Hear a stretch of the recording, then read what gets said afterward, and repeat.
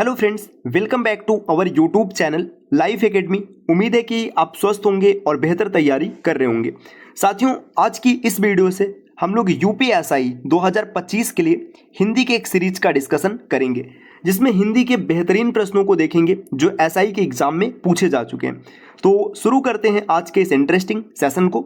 इससे पहले आप वीडियो को लाइक ज़रूर कर दीजिएगा और चैनल पर अगर पहली बार विजिट किए हैं तो सब्सक्राइब करना ना भूलिएगा, ताकि जितने भी नोटिफिकेशन और जितने भी अपडेट्स हैं सबसे पहले आप तक पहुँचे। तो चलिए साथियों, अब बढ़ते हैं आगे प्रश्नों पर बिना किसी देर के। पहला प्रश्न यहाँ पर दिया है, हिंदी की उपभाषाओं की संख्या कितनी है। तो देखिए, हिंदी की जो उपभाषा है, अगर आपने हिंदी भाषा का विकास पढ़ा होगा तो वहाँ पर आपने ज़रूर देखा होगा कि जॉर्ज ग्रियर्सन नाम के भाषाविद थे। इनका पूरा नाम क्या था? George Grierson. ये भाषाविद जो थे, इन्होंने हिंदी भाषा को 5 उपभाषाओं और 17 बोलियों में विभाजित किया है। तो अगर हिंदी की उपभाषाओं की संख्या की बात करेंगे तो 17 हो जाएगा। ऑप्शन नंबर ए इस प्रश्न का बिल्कुल सही उत्तर बनेगा। देखिए, हिंदी भाषा का जो विकास हुआ है ये अपभ्रंश से हुआ है। अगर अपभ्रंश आप देखेंगे तो सबसे पहले क्या है? संस्कृत था। संस्कृत के बाद क्या है? पाली, प्राकृत, अपभ्रंश। इस तरीके से हिंदी भाषा का विकास हुआ है। तो पहले का सही उत्तर होगा ऑप्शन नंबर ए। अगले प्रश्न पर आएंगे। प्रश्न दूसरा यहाँ पर दिया है, हिंदी दिवस कब मनाया जाता है। तो बहुत ही आसान सा प्रश्न है। इसमें विकल्प दिया है 10 जनवरी, 26 जनवरी, 14 सितंबर और 15 अगस्त।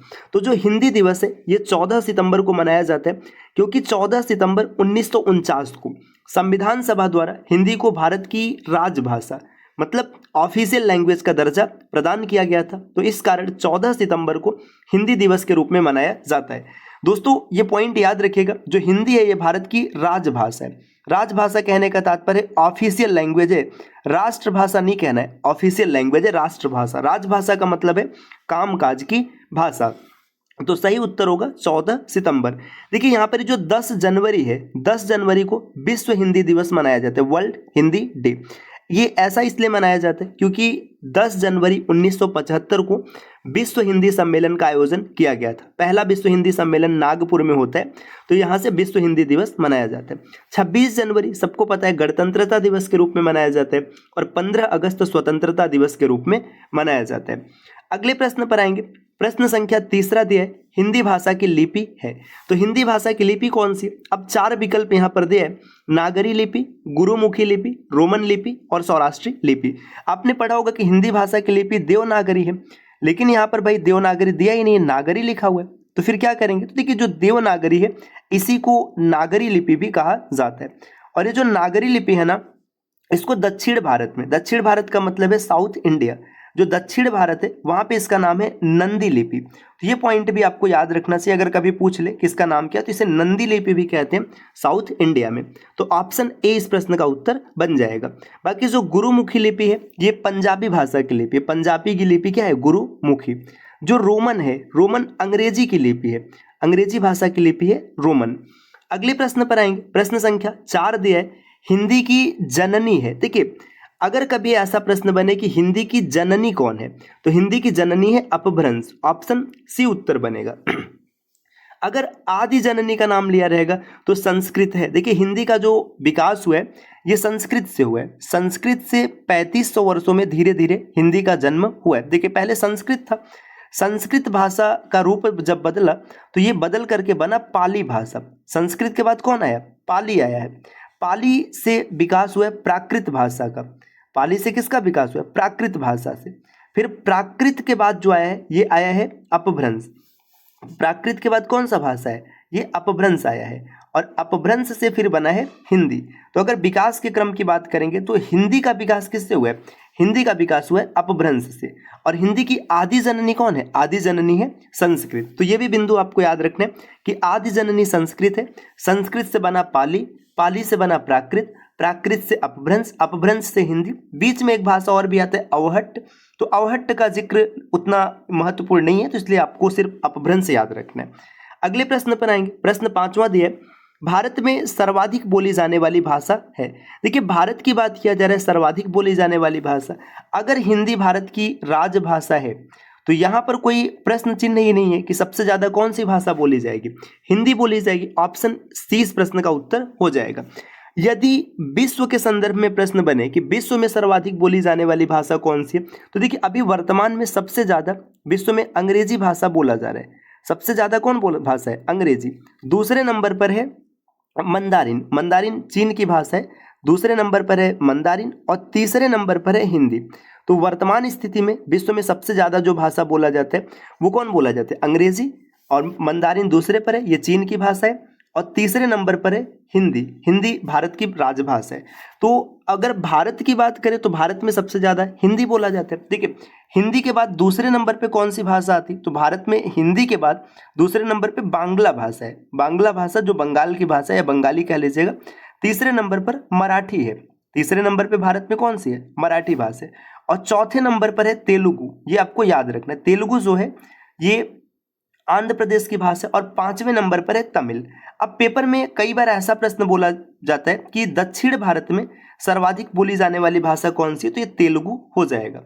अगले प्रश्न पर आएंगे। प्रश्न संख्या 6वां यहां पर दिया है कि बिहारी हिंदी का विकास किस अपभ्रंश से हुआ है? देखिए बिहारी हिंदी ये पूछा जा रहा है किस अपभ्रंश से विकसित हुआ है। तो यहां पर कुछ अपभ्रंश दिए हैं, पैचासी, मागधी, अर्धमागधी और सौरसैनी। देखिए जो बिहारी अपभ्रंश भाषा है बिहारी हिंदी, अगर बिहारी हिंदी की बात करें तो अर्धमागधी अपभ्रंश से विकसित हुआ है। तो अर्धमागधी इसका सही उत्तर हो जाएगा। देखिए अर्धमागधी अपभ्रंश, ये अर्धमागधी अपभ्रंश मगध से थोड़ा सा हटकर प्रयोग किया जाता है। इसमें मूल रूप से जो इससे भाषा विकसित हुआ है ये बिहारी हिंदी विकसित हुआ है। बिहारी हिंदी या फिर बिहारी कह लीजिएगा। इसके बाद बंगाली इसी से विकसित हुआ है या फिर बांग्ला कहिएगा, बंगाली। आसामी इसी से विकसित हुआ है जो आसाम की भाषा है। और इसी से उड़िया का भी विकास हुआ है।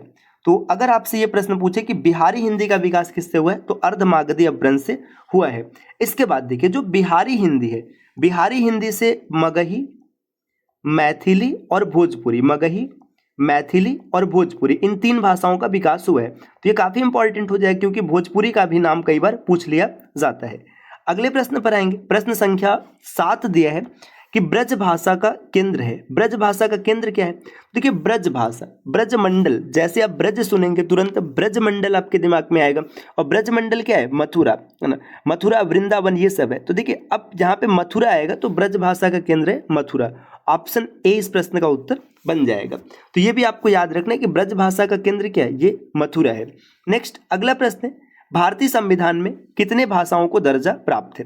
देखिए भारतीय संविधान में भाषाओं को जो दर्जा प्राप्त है भारतीय संविधान के भाग 17 में, भारतीय संविधान का भाग 17 है, अनुच्छेद 343 से 351 तक इसमें भाषा का जिक्र किया गया। भारतीय संविधान भाग 17 अनुच्छेद 343 से 351 तक 22 भाषाओं को दर्जा प्राप्त है। तो इसका सही उत्तर हो जाएगा विकल्प ए, 22 भाषाओं को दर्जा मिला हुआ है। अगले प्रश्न पर आएंगे। प्रश्न संख्या 9 यहां पर दिए कि पाली भाषा का सर्वप्रथम प्रयोग किया गया। तो पाली भाषा का सबसे पहला प्रयोग कहां पर किया गया? 4 विकल्प है, नाट्यशास्त्र, दीपवंश, कीर्तिलता और रामायण।